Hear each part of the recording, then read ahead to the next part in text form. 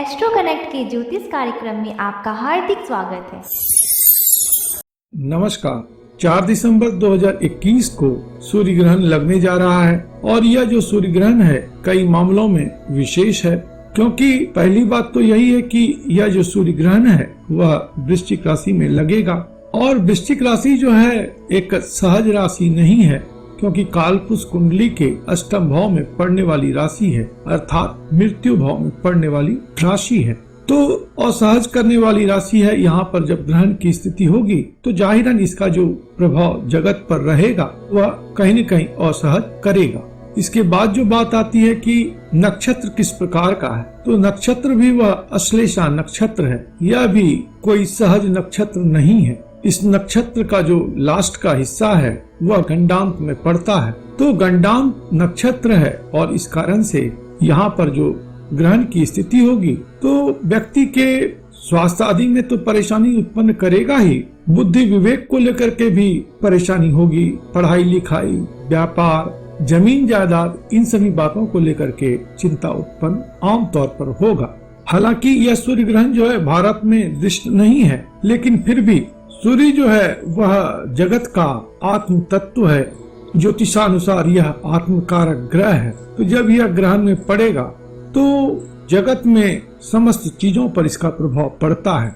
सूर्य से ही सब कुछ इस पृथ्वी पर है, चाहे वह यहाँ की उष्मा हो, यहाँ का वातावरण हो या मौसम हो, सब कुछ जो है सूर्य से प्रभावित है। और जब वह ग्रहण युक्त होगा तो निश्चिततः यह कोई अच्छा संकेत नहीं देता है, खास करके जब वृश्चिक राशि में ऐसी बात हो रही हो। भारत में जब ग्रहण स्पर्श होगा उस समय की कुंडली को देखें तो वृश्चिक राशि में तो ग्रहण की स्थिति होगी और मंगल जो है उससे द्वादश भाव में संचरित होंगे। वह भी मित्र राशि में संचरित नहीं है, वहाँ पर शनि का दृष्टि प्रभाव है। हालांकि मंगल का भी दृष्टि प्रभाव शनि पर है, तो शनि मंगल का परस्पर जो दृष्टि संबंध है वह भी प्रॉब्लमेटिक है। 5 तारीख को मंगल का राशि संचार होगा और मंगल केतु की युति बनेगी वृश्चिक राशि में, जो कि हैजार्डस है, प्रॉब्लमेटिक है, वह उतना बढ़िया नहीं है।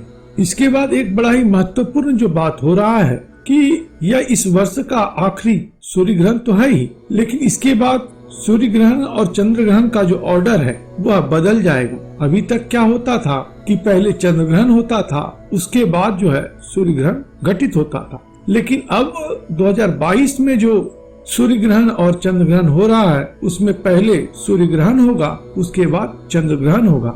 1 मई 2022 को सूर्य ग्रहण है और 18 मई 2022 को चंद्र ग्रहण है, और दूसरा सूर्य ग्रहण 2022 में जो है वह 25 अक्टूबर 2022 को है और उसके बाद 8 नवंबर 2022 को चंद्र ग्रहण है।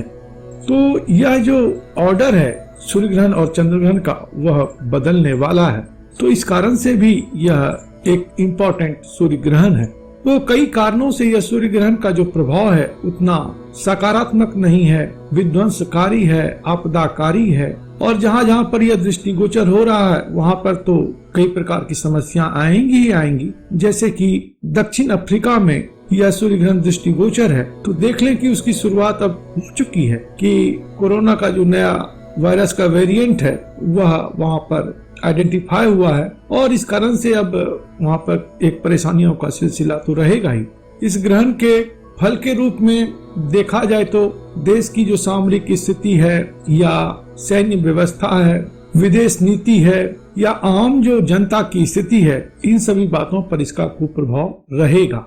आम लोगों में असंतोष व्याप्त रहेगा, उसकी उन्नति प्रगति अनुकूल नहीं रहेगी और इस कारण से जनता के मन में काफी विक्षोभ रहेगा, क्योंकि जनता के कारक ग्रह हैं चंद्रमा, और चंद्रमा वृश्चिक राशि में नीच के होते हैं। तो ग्रहण युक्त जो वृश्चिक राशि इस समय में है वह आमतौर पर जनता को परेशान करेगा। इसके बाद एक और महत्वपूर्ण बात है कि यह जो सूर्य ग्रहण लग रहा है वह शनिवार के दिन लग रहा है और शनि मंगल का परस्पर दृष्टि संबंध है। तो छोटे छोटे जो लोग हैं, दलित गरीब लोग हैं, इनकी भी समस्याएं बढ़ेंगी, रोजगार की समस्याएं बढ़ेंगी, कल कारखानों में, इंडस्ट्री में प्रॉब्लम बढ़ेगा। तो देखा जाए तो कई दृष्टिकोण से इस सूर्य ग्रहण का प्रभाव जो है सो बुरा समझा जा सकता है। तो इस प्रभाव से आप बचे रहें, इसके लिए मैं आपको सरल और सहज उपाय बताता हूँ। जहाँ तक संभव हो आप करें कि एक तो हनुमान जी के मंत्रों का आप उच्चारण करें। कोई भी मंत्र, जैसे कि सरल मंत्र है ओम हं हनुमते नमः, इसी मंत्र का आप जप कीजिए, या हनुमान चालीसा का पाठ कीजिए, बजरंग बाण का पाठ कीजिए। इसके अलावा राम रक्षा स्तोत्र या आदित्य हृदय स्तोत्र का भी पाठ करते हैं तो बहुत सुंदर बात रहेगी। ग्रहण काल में आप त्रिअक्षर मृत्युंजय मंत्र का जप कर सकते हैं, चतुराक्षर मृत्युंजय मंत्र का जप कर सकते हैं, नवाक्षर मृत्युंजय मंत्र का जप कर सकते हैं, या महामृत्युंजय मंत्र का जप कर सकते हैं। एकाक्षर मृत्युंजय मंत्र क्या है? रौंग। तो रौंग का आप 1 माला 2 माला 10 माला जो भी संभव होता है आप करें उच्चारण। त्रिअक्षर महामृत्युंजय मंत्र है ओम जुं सह, और चतुराक्षर मृत्युंजय मंत्र है ओम रौंग जुं सह। नवाक्षर मृत्युंजय मंत्र है ओम जुं सह मां पालय पालय सह जुं ओम। तो इन मंत्रों में से जो भी आपको सरल लगे, सहज लगे, आप ग्रहण काल में कीजिए। इससे आपको प्रोटेक्शन मिलेगा, फायदा मिलेगा। इसके अलावा आप ग्रहण काल में यह भी कर सकते हैं तो अवश्य करें कि पीला नींबू, तिल, केला, इन सभी चीज का दान करें। मंदिर में आप इसे रखाएं या जल प्रवाह भी आप इसे कर सकते हैं। इसके अलावा आप हनुमान जी को नारियल भी चढ़ाएं तो इसका भी आपको अच्छा फल प्राप्त होगा। इसके अलावा सावधानी जो रखनी है वो तो रखनी ही है, खास करके स्वास्थ्य को लेकर के थोड़ा सा सजग और सावधान रहने की आवश्यकता रहती है।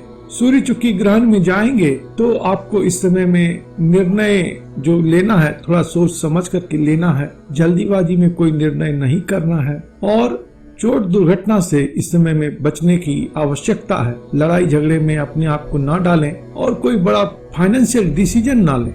इन सभी चीजों से आप बचते हैं और मंत्रोच्चार करते हैं तो विशेष चिंता की बात नहीं रहेगी, सब कुछ बढ़िया ही रहेगा। प्रभु आप पर कृपा करें, आप स्वस्थ रहें, मस्त रहें और व्यस्त रहें।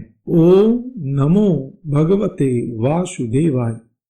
ओम नमो भगवते वासुदेवाय।